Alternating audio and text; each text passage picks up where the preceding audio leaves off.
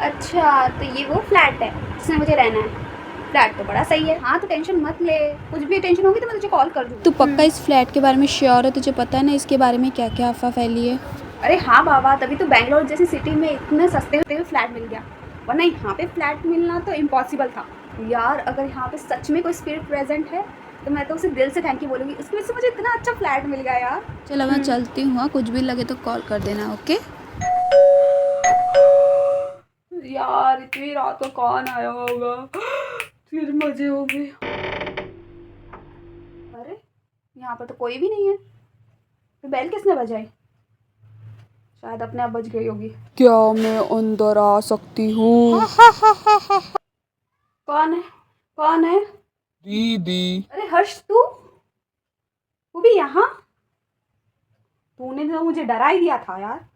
आप यहाँ पर अभी अभी शिफ्ट हुए इसलिए आपसे मिलने चले आ गया। चल आ भी जा अंदर। यार कितनी देर हो रही है। हर्ष सुन, ब्रेकफास्ट रेडी है तो याद से ब्रेकफास्ट कर लेना और चल बाय। और कितना टायरिंग डे था, थक गई आज तो मैं। बॉस भी ना कभी कभी बहुत ज़्यादा काम करवा लेते हैं। ये क्या, ये फिर से वही आवाज़ आ रही है, लेकिन इस बार थोड़ी ज़्यादा आ रही है ना। ये है किस चीज़ की आवाज़?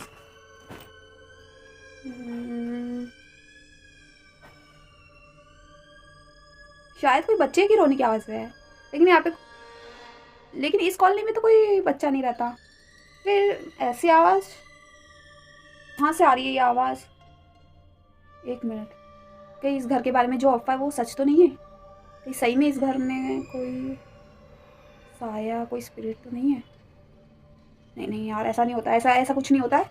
मैं ज़्यादा ही कुछ वहम पाल रही हूँ। एक काम करती हूँ, स्मृति को अभी फ़ोन लगाती हूँ। है मेरा फ़ोन। अरे यार, ये तो आवाज़ मेरी फ़ोन से आ रही है। मैं ही वीडियो चलाकर भूल गई।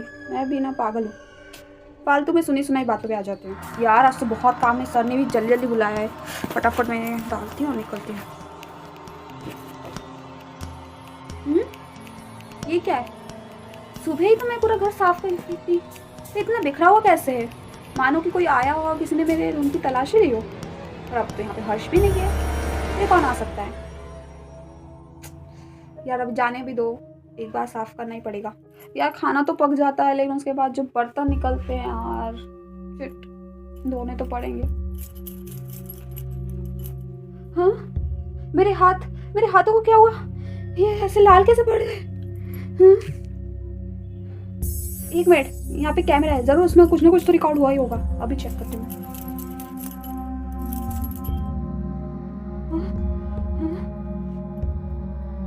बेटा क्या हुआ? तुम इतनी परेशान क्यों हो? पंडित जी, मैंने यहाँ पे नई नई शिफ्ट हुई हूँ, और मैं जब से यहाँ पर शिफ्ट हुई हूँ मेरे साथ अजीब अजीब घटनाएं हो रही है। मानो मेरे अलावा कोई वहाँ पे और भी है। पैरानॉर्मल एक्टिविटीज़ होती हैं, जैसे कि मैं जब ऑफिस में जाती हूँ तब तो सब ठीक होता है, लेकिन जैसे मैं कि मेरा रूम पूरा बिखरा हुआ है, जैसे मानो कि किसी ने तलाशी ली हो। और तो और जब मैं वॉश बेसिन में बर्तन धोने गई तब मेरे हाथ खून से सन गए। अजीब अजीब सी बच्चों की रोने की आवाज़ आती है।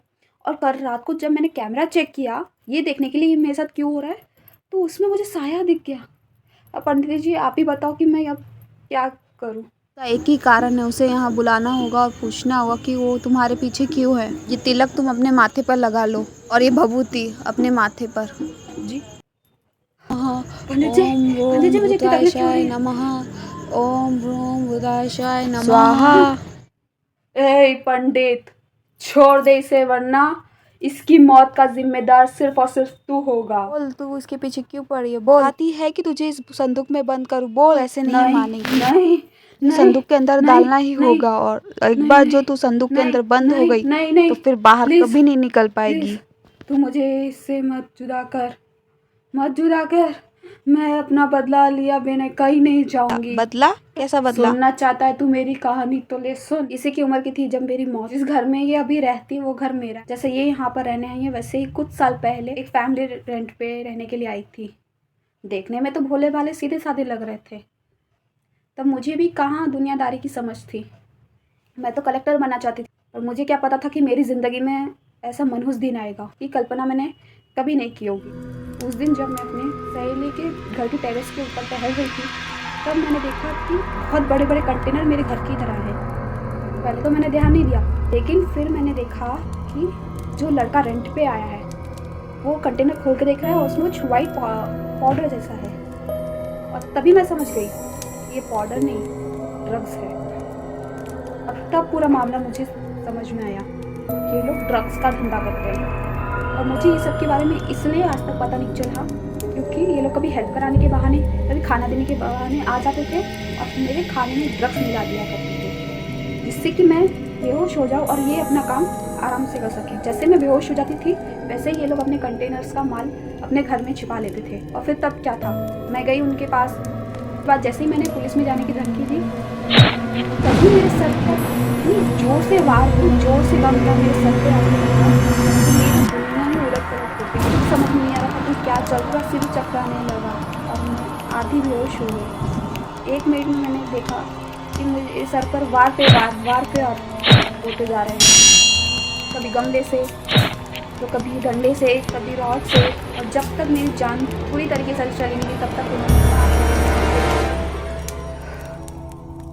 मानो कि मेरी रूह कांप गई। और बस उस दिन से मैंने डिसाइड कर लिया कि मुझे बदला चाहिए, मुझे बदला चाहिए। और जब तक कि मैं उन लोगों से बदला नहीं ले रही थी तब तक मुझे शांति नहीं मिलती। उसकी कहानी सुनने के बाद मुझे लगता है कि मुझे उसे मुक्ति दिलानी चाहिए। अरे तुम यहाँ, तुम्हें तो हमने मार दिया था, तुमने मरने के बाद भी हमारा पीछा क्यों नहीं छोड़ा?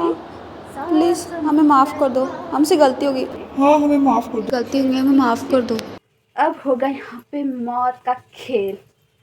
तो पहले मैं किसे मारूं, तुझे या फिर तुझे या फिर तुझे या फिर इसे? प्लीज़ हमें जान से मत मारना, हाँ हमें बख्श दो प्लीज़। जाने दो, वो भी तुम्हें? तुमने मुझे जाने दिया था? कैसे तड़पा तड़पा के मुझे मारा था, बस उसी तरह। पर मैं तुम लोग से नहीं हूँ, मैं तुम्हें आसानी से मौत दे दूंगी। अब होगा रियल मौत। हेलो इंस्पेक्टर, आप जानना चाहते थे ना कि इतने दिनों से ड्रग्स की स्मगलिंग कौन कर रहा है? अगर आपको ये जानना है तो आप इस लोकेशन पे आ जाइए।